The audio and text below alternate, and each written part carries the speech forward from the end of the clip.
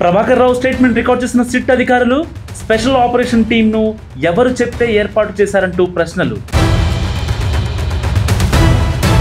RTC ప్రయాణికులకు భారీ shock, 20% పెరిగిన బస్ పాస్ రేట్లు. ఏపీ ప్రభుత్వం కీలక నిర్ణయం, రాష్ట్రంలో 175 చోట్ల నియోజకవర్గాల్లో విజన్ యాక్షన్ ప్లాన్ కార్యాలయాలను వర్చువల్గా ప్రారంభించనున్న సీఎం చంద్రబాబు. రేపు బోధన్ బంద్కు స్థానిక కాంగ్రెస్ నేతలు పిలుపు, సుదర్శన్ రెడ్డికి మంత్రి పదవి ఇవ్వకపోవడంపై అసంతృప్తి. ఢిల్లీకి చేరుకున్న సీఎం రేవంత్ రెడ్డి అధిష్టానంతో భేటీ, కొత్త మంత్రులకు శాఖలు కేటాయింపుపై చర్చ. కాళేశ్వరం కమిషన్ ముందు ముగిసిన హరీష్ రావు విచారణ, ప్రాజెక్ట్ రీడిజైనింగ్ కారణాలు తెలిపిన మాజీ మంత్రి. ముంబైలో రైలు ప్రమాదం, పుష్పక్ ఎక్స్ప్రెస్ నుంచి జారిపడ్డ ప్రయాణికులు, 5 మృతి, 7 తీవ్ర గాయాలు. సుక్మా జిల్లాలో మావోయిస్టుల దుశ్చర్య, పోలీసుల వాహనాన్ని పేల్చేసిన మావోయిస్టులు, పేలుడులో ఏఎస్పీ ఆకాష్ రావు అక్కడికక్కడే మృతి.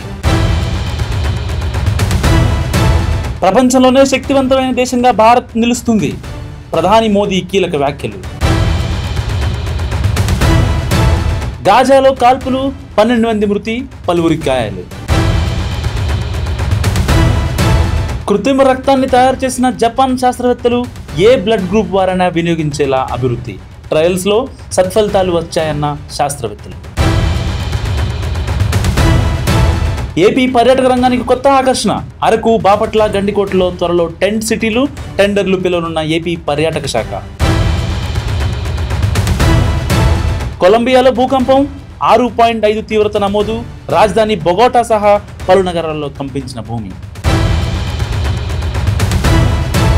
భారత్లో 6,000 దాటిన కరోనా యాక్టివ్ కేసులు, ప్రస్తుతం దేశంలో 6,133 కేసులు నమోదు. తెలంగాణలో మందుబాబులకు గుడ్ న్యూస్, మద్యం ధరలు తగ్గే సూచనలు.